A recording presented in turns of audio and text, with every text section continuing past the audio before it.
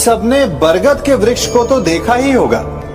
क्या आपको ज्ञात है, बरगद के वृक्ष के बीज का आकार राई से भी छोटा होता है, परंतु बरगद का वृक्ष संसार के महाकाय वृक्षों में जाना जाता है। जब उसका जन्म होता है तब उसमें वो जटाएं, वो शाखाएं नहीं होती, परंतु जैसे जैसे उसका विस्तार होता है, जैसे जैसे वो अधिक शाखाओं का भार उठाता है, अधिक पत्तियों का सृजन करता है, वैसे वैसे उसकी शाखाएं जटाएं बनकर जड़ तक पहुंचती है और इस वृक्ष को सहारा देती है। ये जीवन का बहुत महत्वपूर्ण पथ है। बिना लोभ लालच शुभ कार्य करें, अन्य लोगों की सहायता करें। धीरे धीरे आपने जिनकी सहायता की वो आपके सहायक बनते जाएं, आपकी जड़ों को और बलशाली बनाएंगे, आयु मान और आकार बढ़ाएंगे। सहजीवन, सहायता और निष्काम कर्म आपको मृत्यु के पश्चात भी मरने नहीं देगा, आपको अमर रखेगा। हमारा शरीर प्रकृति का एक महान आविष्कार है। इससे जटिल संरचना संसार में और कोई नहीं। हमारा शरीर जितना जटिल है, यदि इसे ठीक से जाना जाए तो इससे अधिक सरल ज्ञान देने वाला और कोई नहीं। हमारे शरीर में पंच इंद्रियां होती हैं जो हमें भाव, गुण और वस्तुओं का बोध कराती हैं। हमारे पास आंखें हैं, नाक है, स्पर्श के लिए त्वचा है, कान है और जीभा है। सबका भिन्न भिन्न कार्य है।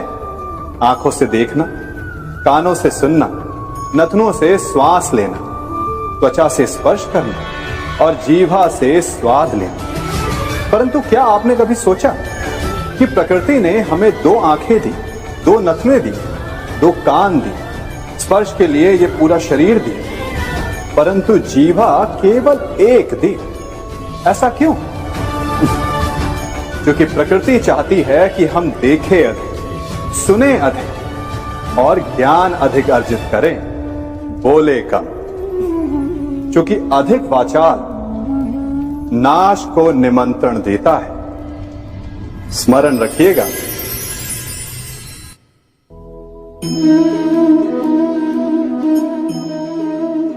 ये सदा यही कहते आए कि यदि आगे बढ़ना है तो अपनों का साथ दो। सत्य कहते हैं, अपनों का साथ देना ही चाहिए, परंतु साथ देने से पूर्व ये अवश्य पहचान लेना चाहिए कि अपने हैं कौन। क्या अपने वही होते हैं जिनके साथ हमारा रक्त संबंध होता है, या अपने मित्र? अपने वो होते हैं जो हमें सद्कार्य के लिए प्रेरित करें, हमें आगे बढ़ाएं, हमारा साथ दें। और वो जिनका साथ देने से समाज का नाश, धर्म की हानि, वो सगे हो करके भी सगे नहीं होते। इसलिए जब अपनों की परिभाषा का चुनाव करें तो उन्हें अपना माने जो आपका साथ दे, उन्हें नहीं जो हमें अज्ञान के मार्ग पर ले जाएं।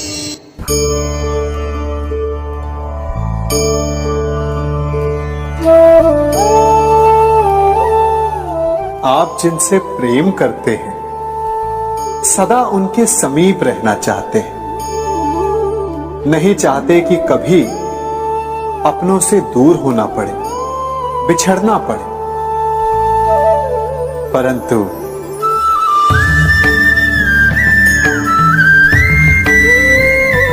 एक समय के पश्चात अपनों से दूर हो जाना उन्नति के लिए आवश्यक है।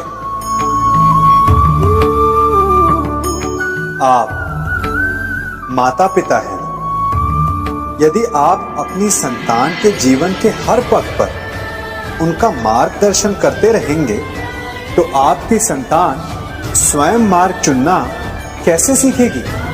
मार्ग के कांटों से स्वयं को बचाना कैसे सीखेगी?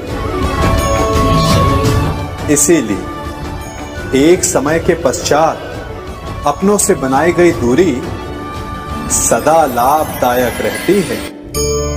आज मैं आप सबको एक कथा सुनाता हूं। एक दिन प्रातः एक व्यापारी अपने घर से निकला।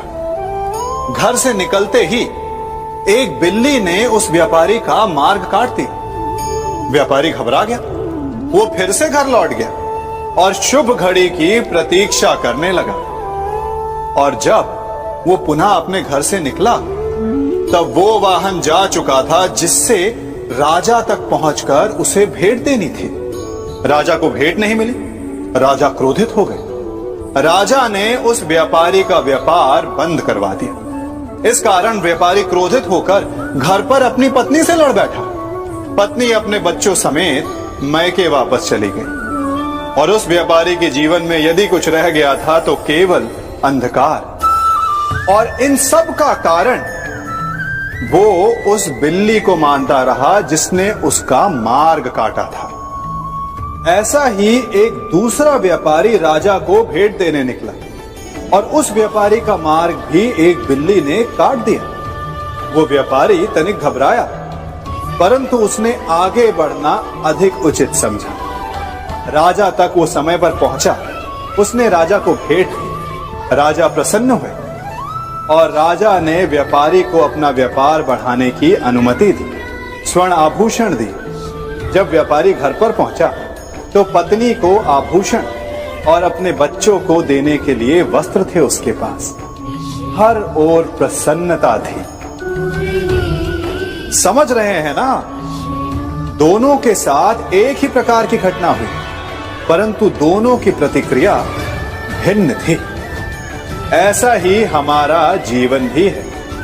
हमारे जीवन में प्रारब्ध का अपना स्थान है, परंतु उससे कई अधिक महत्वपूर्ण हमारी प्रतिक्रिया, हमारे सोच का प्रभाव है, क्योंकि यही हमारे जीवन को आकार देते हैं। इसलिए अपनी सोच को सकारात्मक रखिए। आपका जीवन सदैव आनंदमय